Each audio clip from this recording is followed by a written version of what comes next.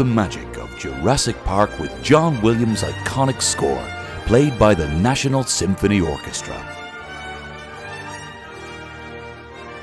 And for the first time ever, re-experience the movie's immersive soundscape with all the sound effects performed live as well.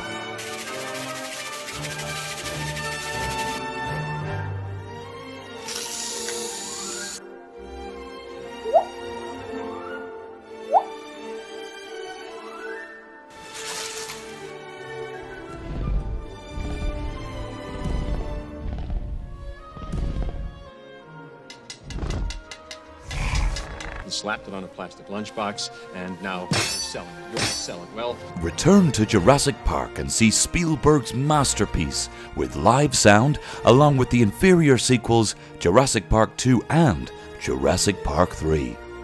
Alan.